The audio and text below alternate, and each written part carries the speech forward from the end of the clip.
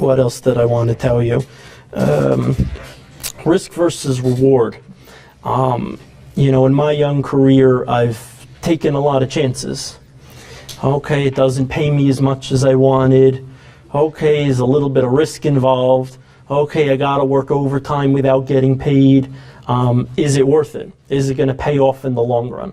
Of course, it's always a personal choice, and I very often say, please give me an hour or a day to think about it. I go like this. You know, if I put myself out there, if I do this, is it gonna pay off? And sometimes it doesn't. Okay.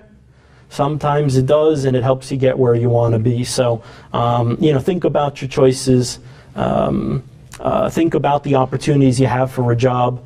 Like, what's better, to make $10 an hour at a job that's only going to be a job and really isn't going to teach you anything towards your long-term career, or take a job for $8 an hour that you have the opportunity to learn a tremendous amount in a field that you enjoy, that you love, where that experience can help propel your career? I would absolutely take the latter. Something else that I've seen, I've had, you know, now hundreds of people working with me over the past few years, and what I find is that when trying to choose your specific career, I would assume within business management and marketing, to try and combine two things. What is it that you're good at, and what is it that you enjoy? If you're good at something, whether you like it or not, let's just say that Shaquille O'Neal hates playing basketball. He'd much rather be on TV and goofing around and doing whatever it is that he can do to, you know, piss away his money and have some fun. But he's still really, really good at playing basketball, and he's going to get his $15, $20, $25 million a year for doing it. For that kind of money, he's going to get up and he's going to keep playing basketball till they tell him he's too old to keep playing. The same thing in your case. If there's something that you're good at, whether it's really your passion or not, you can get paid really well to do it. I don't care what it is, the people who are the best at what they do make a lot of money. If you're the best plumber, if you're the best electrician, if you're the best artist, if you're the best graphic designer, the best web designer, the best at anything, you can make a lot of money. On the flip side, if you're really good at something, but you don't have a passion for it, you don't enjoy it, you would think you could only do it for just so long. How long can you do something you don't enjoy?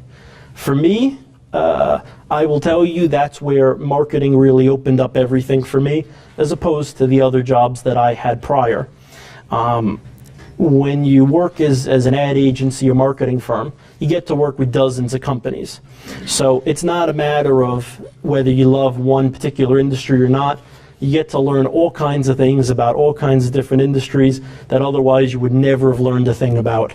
Also gives you variety in your day and flexibility. Which one do I have an idea for? Am I in the mood to work for?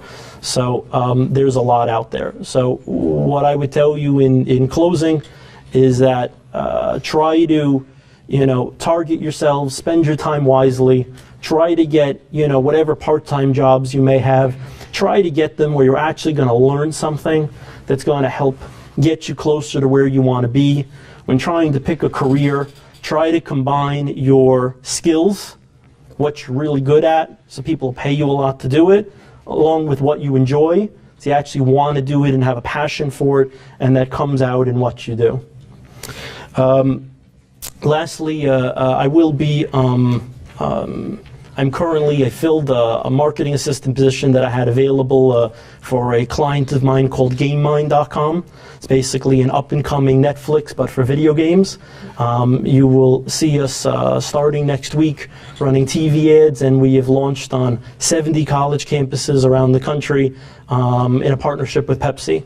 So there's going to be a nationwide Pepsi sweepstakes being launched next week. Been a lot of hard work, but it should be fun. With that in mind, though, there are other positions that I have available, including my personal marketing assistant and an internship that'll be open in January. So if any of you have an interest in applying for any of these, your professor has all my information. I've got business cards with me that I could hand out after the class. I'd be more than happy to meet with you.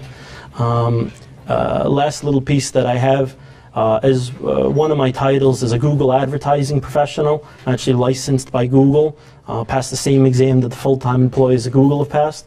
And one of those perks is that I'm able to give any new projects that I work on $100 in free Google advertising.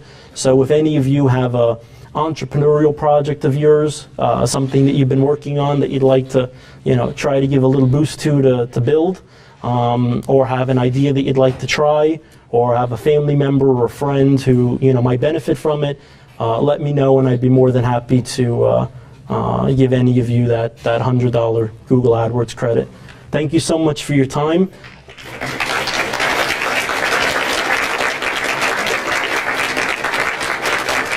Does anybody have any questions? Yes, sir. What got you into internet marketing? My family's one of the largest manufacturers and wholesalers of ladies' handbags, purses in the world. And one summer I went to work there out of their Miami location. And the second week I was there, I saw they had a website. And it was okay. It was doing about $5,000 a month in e-commerce sales, and I was still here at school. I didn't know anything about websites, but for some reason I said, I'm going to take on this project. I really see potential in it. 6 months later, it did $73,000 for the month in e-commerce sales by taking better pictures, better descriptions, better dimensions, just a better website with more details, and did something that I didn't know what to call it at the time, but got it #1 in Google and #1 in Yahoo when you typed in wholesale handbags or wholesale purses. This is about 7 years ago.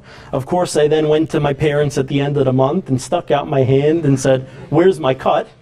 And they said, "You snot-nosed kid, we've been taking care of you your whole life. Here's your $600 a week." I said, "Okay, thank you very much." And I picked up and went to the trade shows that I grew up going to as a kid. And I said, clothing, swimwear, lingerie, activewear, jewelry, etc. You got to get on board with what I'm doing here. I built a website that's still up and running today called wholesalemall.net, and built it up to doing about $275,000 a month in e-commerce sales, all wholesale women's apparel and accessories. At some point I got bored of that and got bought out of the project and moved into what I'm doing now. But that's how I got my start, by seeing an opportunity to help a small business grow. And I enjoyed so much. What you're going to find is you go to market companies, whether it be your own entrepreneurial project or somebody else's company, is that small business owners are fantastic at what they do.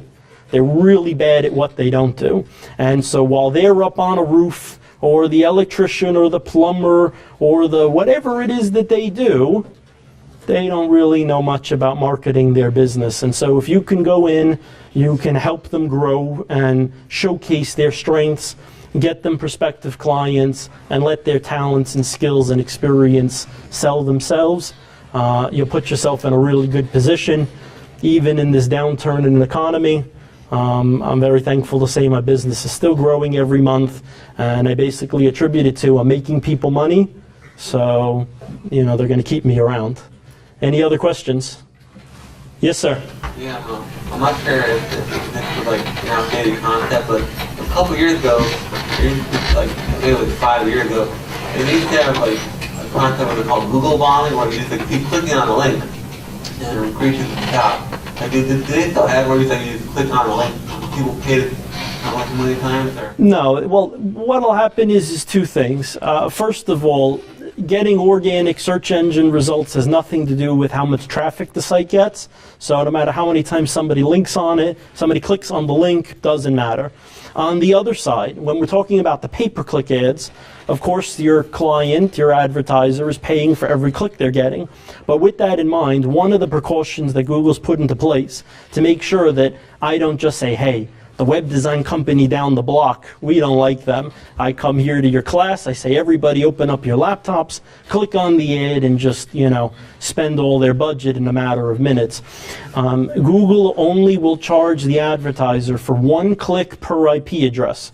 So for example, potentially this classroom or potentially even this whole building is sharing an IP address. So even if, let's say, these were all workstations, even if everybody clicked on the ad, from the same IP address, Google would only bill it once, and that's one of the safety precautions that Google has to prevent click fraud.